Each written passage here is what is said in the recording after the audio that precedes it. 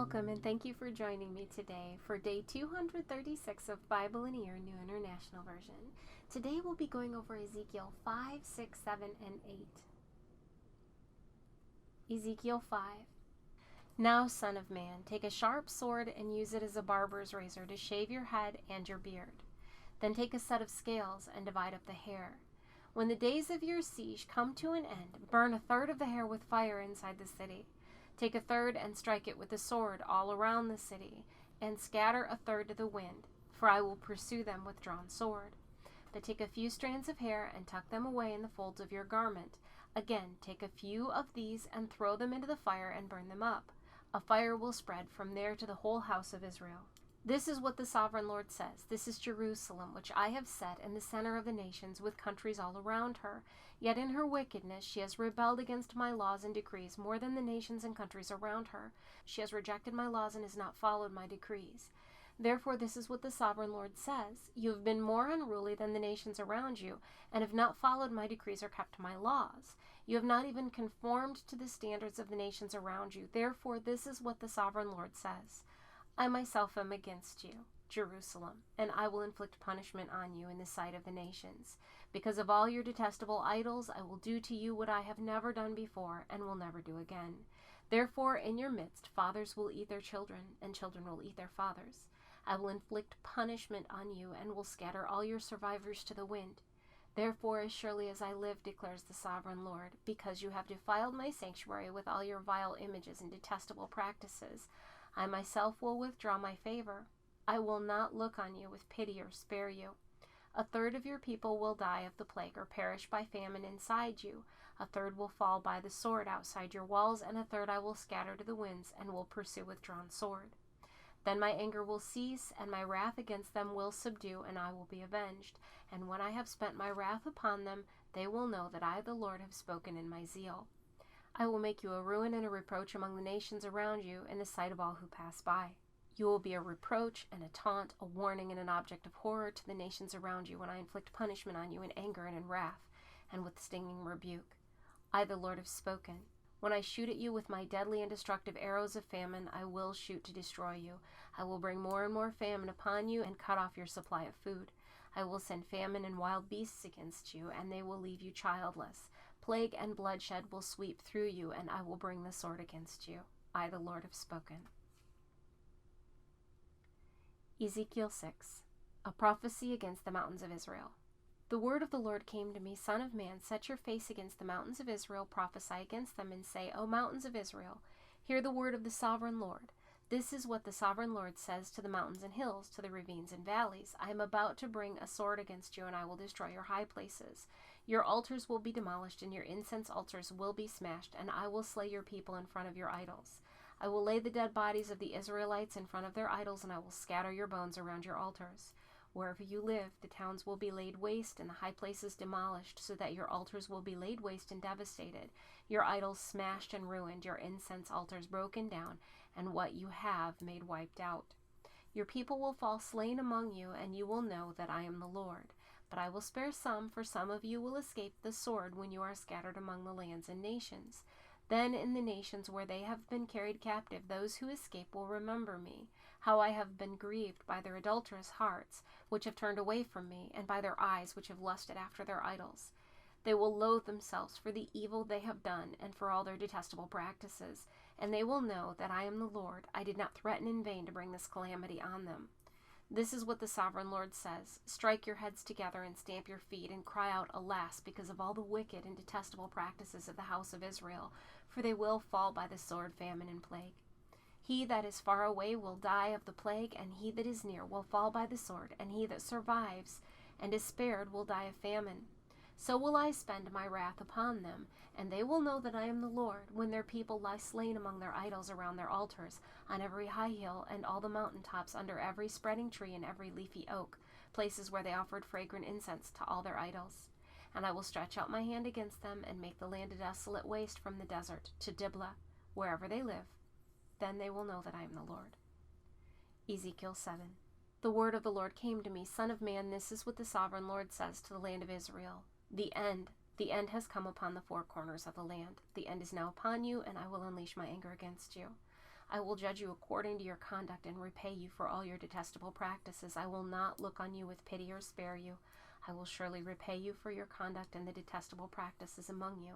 Then you will know that I am the Lord. This is what the sovereign Lord says. Disaster, an unheard of disaster, is coming. The end has come. The end has come. It has roused itself against you. It has come. Doom has come upon you, you who dwell in the land. The time has come. The day is near. There is panic, not joy, upon the mountains. I'm about to pour out my wrath on you and spend my anger against you. I will judge you according to your conduct and repay you for all your detestable practices. I will not look on you with pity or spare you. I will repay you in accordance with your conduct and the detestable practices among you. Then you will know that it is I, the Lord, who strikes the blow. The day is here. It has come. Doom has burst forth. The rod has budded. Arrogance has blossomed. Violence has grown into a rod to punish wickedness. None of the people will be left. None of that crowd. No wealth. Nothing of value.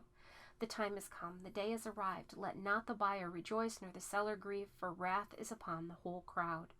The seller will not recover the land he has sold as long as both of them live, for the vision concerning the whole crowd will not be reversed. Because of their sins, not one of them will preserve his life. Though they blow the trumpet and get everything ready, no one will go into battle, for my wrath is upon the whole crowd. Outside is the sword, inside are plague and famine. Those in the country will die by the sword, and those in the city will be devoured by famine and plague. All who survive and escape will be in the mountains, moaning like doves of the valleys, each because of his sins. Every hand will go limp, and every knee will become as weak as water. They will put on sackcloth and be clothed with terror. Their faces will be covered with shame, and their heads will be shaved. They will throw their silver into the streets, and their gold will be an unclean thing. Their silver and gold will not be able to save them in the day of the Lord's wrath. They will not satisfy their hunger or fill their stomachs with it, for it has made them stumble into sin. They were proud of their beautiful jewelry and used it to make their detestable idols and vile images. Therefore I will turn these into an unclean thing for them. I will hand it all over as plunder to foreigners and as loot to the wicked of the earth, and they will defile it. I will turn my face away from them, and they will desecrate my treasured place.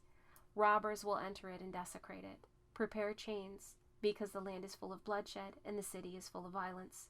I will bring the most wicked of the nations to take possession of their houses. I will put an end to the pride of the mighty, and their sanctuaries will be desecrated.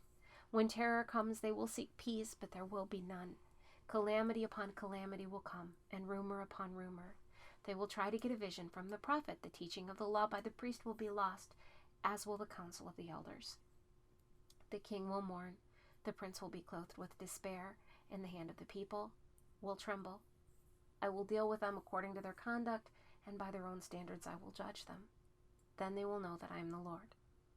Ezekiel 8.